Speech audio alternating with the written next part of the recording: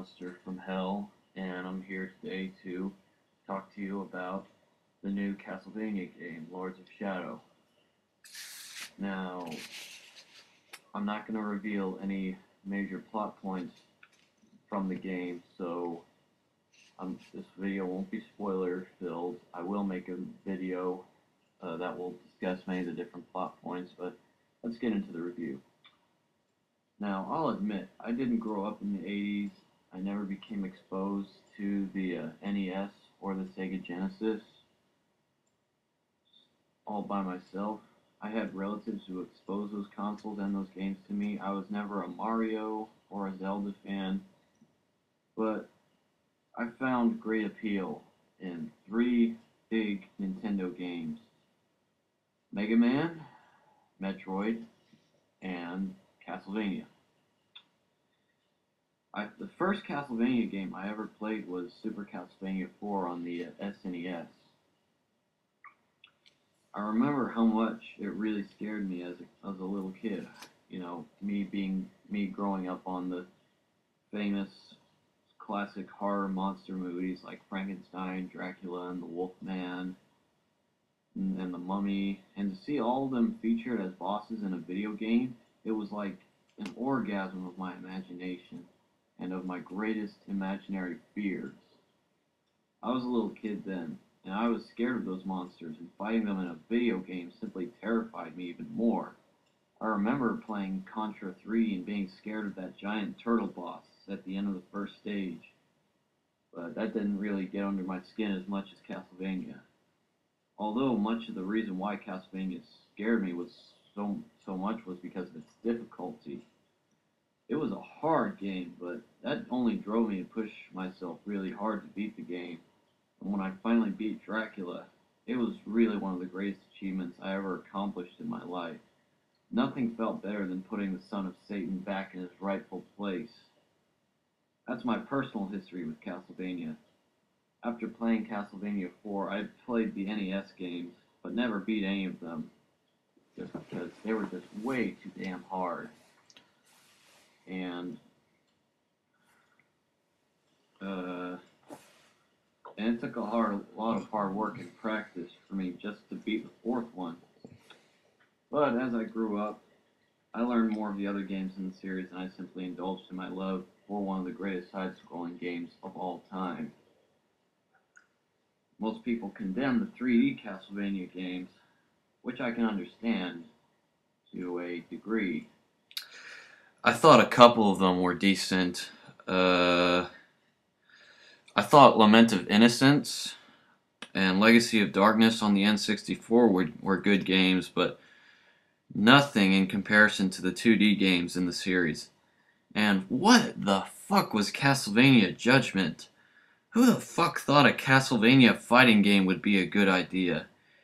Man, you know developers are getting lazy when they make a fighting game of the series. And what in God's holy name did they do to Simon Belmont? What the fuck is he wearing? I can't believe they took the badass muscular bandana wearing vampire hunter and turned him into a homosexual emo punk rock D. Snyder Twisted Sister inspired lingerie wearing goth transvestite looking motherfucker. Yeah, that game was terrible. Luckily the series was kept alive thanks to some really good handheld games, but ultimately Konami wanted to reboot the series, so they hired the Metal Gear Solid mastermind Hideo Kojima to oversee the game's production. When I heard a brand new Castlevania game was in the works and it was being manned by Hideo Kojima, I nearly crapped myself. Man. But what else? Oh yeah. Really, an underappreciated series will finally get the respect it deserves. Well, mostly. When I saw the first trailer, I was really concerned, but the question on my lips and everybody else's was, where is Dracula? Where are the Belmonts? Many questions arose as to what this game had to do with Castlevania. It's a reboot, Konami said. Okay, I said, if it's a reboot with no Dracula or no Belmonts, then why call it Castlevania? It was later revealed that the main character's last name is Belmont, and there will be various references to the old games thrown in. Okay, but does it really deserve the name Castlevania simply for those reasons? Fast forward to today. I will now answer my own question. Does this game deserve the name Castlevania? My answer is yes. Castlevania Lords of Shadow is not only a worthy precursor to the new and improved Castlevania series, but it is also a fantastically designed and epic action game. I'm serious. Most games today try too hard to be epic, but this game nails the epic part down perfectly. I've heard many good and bad reviews about this game.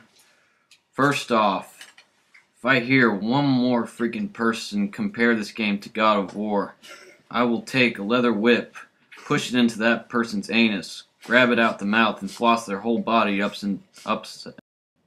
and down. Now, first off, I've played this game all the way through, and it does not remind me at all of God of War. Now, I love God of War, but I don't think it's right to compare any game to it, because God of War is essentially a combination of Legacy of Kain and, of course, Castlevania. It takes ideas from other games too. The only thing that this game has in common with God of War is the chain whip combat, which is somewhat reminiscent of Kratos' chain blades. Also, the combat in this game is very fluid and elegant. God of War's combat is very simple and straightforward.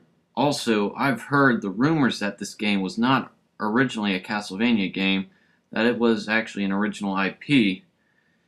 I don't really mind that. I think Mercury Steam did the best they could at incorporating Castlevania elements into it later on. At the end of the day, you play a guy named Belmont. He uses a whip-like weapon to kill werewolves, vampires, zombies, grim reapers, and various other hellish creatures of the night. So yeah, I'd say it's a Castlevania game. The game is long, drawn-out, atmospheric, beautiful, expertly paced, and larger than life, all of which combine to make one of the most epic video games ever created.